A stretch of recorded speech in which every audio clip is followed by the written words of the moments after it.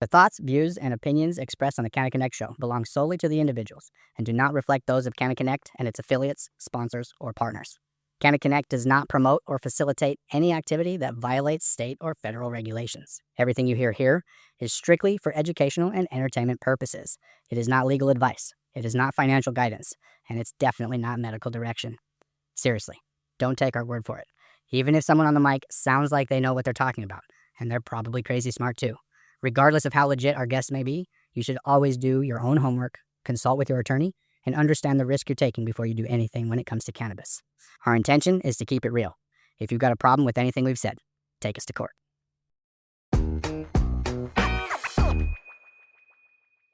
Welcome back to the Canna Connect Show, live from Lucky Leaf. We are day 2.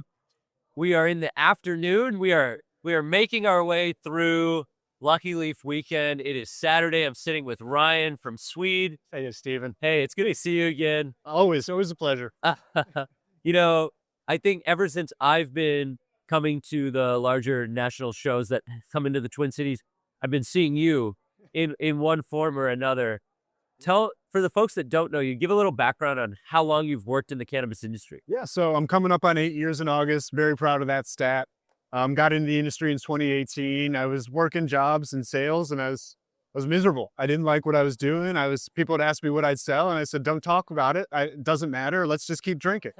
And that really wasn't a sustainable lifestyle. So I said, "Hey, what can I do that's going to give me purpose, going to give me passion, and I can get up and be excited every day?" I got into a company called Work, and they were doing HR and payroll for the cannabis space. And I was like, this is it. Like, I'm helping people with their cannabis business. I'm starting a new industry. I'm passionate about this. Yeah. I found my niche. And Right. It was just this aha moment of, I got it. And have you always been in Denver? As far as cannabis goes, I originally came from Cleveland. Okay. Moved out to the Denver area for some sunshine. Yep. Because Cleveland is a very, very great place. I love it very much, but still gray. I hear you. Made my move out there about 13 years ago. Been in Denver ever since, and Cool. that really catapulted me to get into the space. I don't know if I'd be in cannabis if I was in Ohio. Were you living in Denver when Colorado went rec? I moved just when it happened in 2014, so I was like kind of on the ground as it was all kind of bubbling up. It passed, and then it got implemented in 2014. Yes. Okay. Yeah. Yeah, I remember going out to Colorado for a ski trip that year of 2014. I think the music festival was called Snowball. Oh, I don't know if I heard about that one. It was up in the mountains. It was like at a mountain venue, and I saw Kendrick Lamar perform in 2014. Oh, that's awesome. Early Kendrick. Yeah. What is the Colorado cannabis industry like compared to the Minnesota cannabis industry? Colorado has matured. So they've been through this boom cycle where people are charging 50 or 60 bucks an eighth, there's 80 bucks a gram, 100 bucks a gram for rosin. Yeah.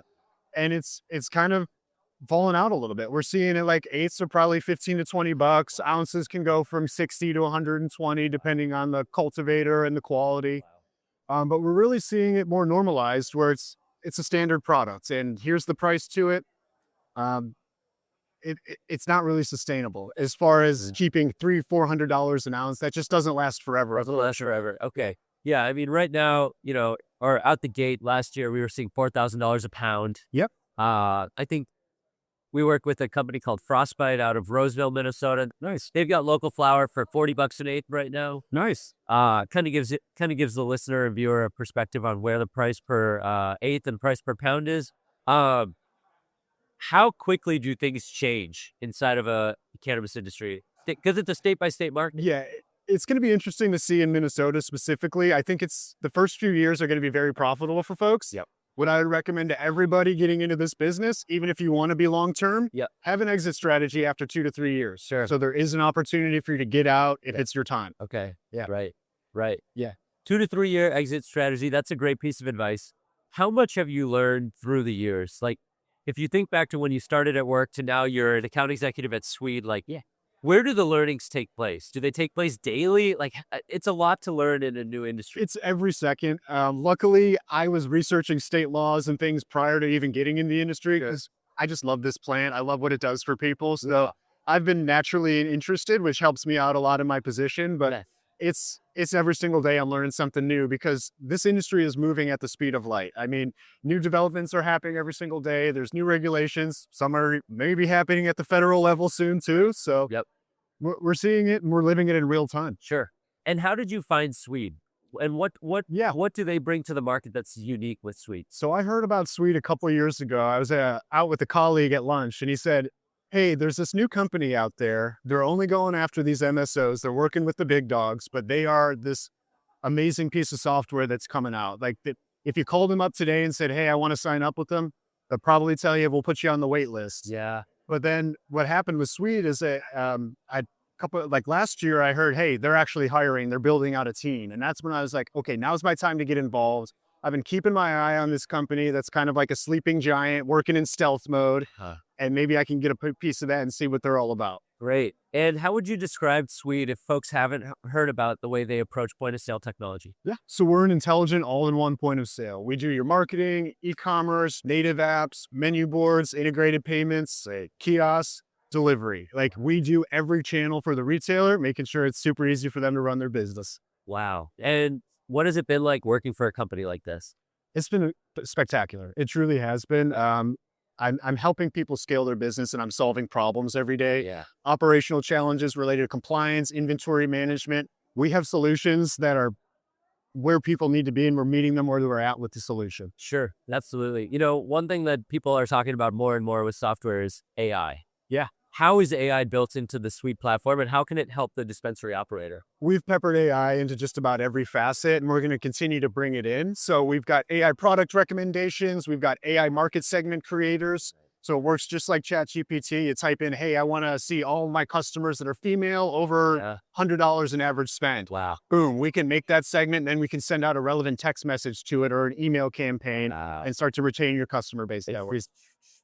And it all works as one unified system. That was really what appealed to me about Sweed. It's built as this one cohesive unit compared to Frankenstein of some of the others out there in the space where they acquired some pieces and then bolted it all together. Yeah. We built it all at the same time. So it works cohesively. Wow. And, you know, your technology might be light years more advanced and better, but you're not also charging like 40 times more, especially in this market.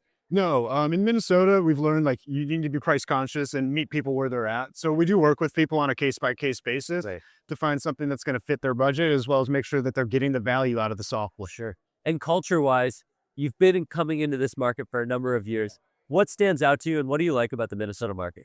I love how localized it is. And the fact that everyone gets together every single Wednesday at Earl Giles, but shout out to that party last night. It was amazing. Great job on hosting. Yeah, you did awesome. Oh, it was, yeah. The fact that people are working with each other and they communicate with each other. Yeah. I go into some other markets and it's shoulders up and, hey, I don't know you, you don't know me. We're competitors. We're after the same business model. Yeah. Here, people are working together and that's really good to see. Amazing. Culture-wise, how is the team? How is the support beyond your role at Sweed? Like, what do you like about the team aspect within your company? We've hired in a lot of intelligent industry experts and people who've been doing this for a long time in the cannabis space. Great. All of us are extremely excited about supporting retailers and just helping drive the mission forward and bringing this further into legalization. New markets, new customers. We want to be here for it all. Amazing. And if folks are watching this and they're not necessarily in the Minnesota market, what other markets are you covering and where can you also help the Minnesota operator based on the other market exposure that you have? Yeah, so we're a national company. We're in just about every legal and medical market today with adult use, recreational, and medical. Okay. There's maybe a handful we're still working on, but we'll be in there soon. Sure. Big markets for us would be like California, Illinois, Florida, Colorado, and then the Northeast. So you're New Jersey, New York. Okay. When it comes to excuse me, I was just thinking about something here.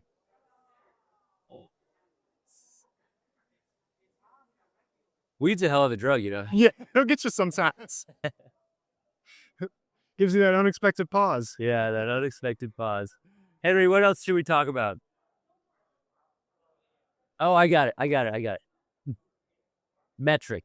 Yeah. You know, when it comes to metric, how well does Sweed integrate with the seed to sale tracking? And what is your experience in talk a little bit about point of sale and metric and how important it is to have a good point of sale partner. So we provide a seamless metric integration. So it's very easy for the retailer. All they need to do is pop in and accept that manifest.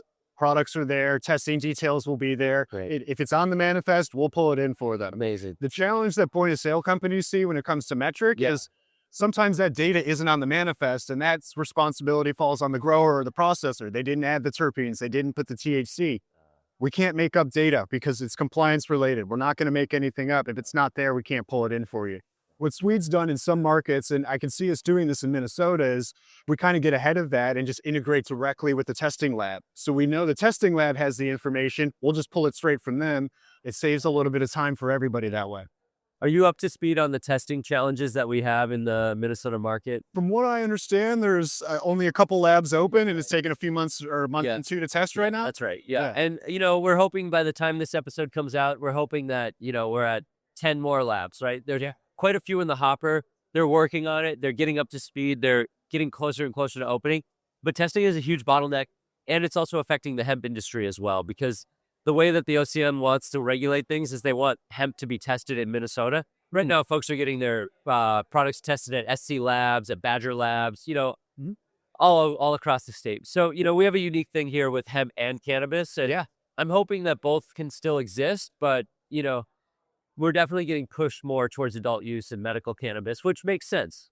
It's all the same plants at the end of the day. However, I do see this disconnect where some are kind of going towards this hemp-only model, and then we have the people who are going towards adult use that are just adopting rec and incorporate hemp into their business. Right. I think we've seen the height of hemp.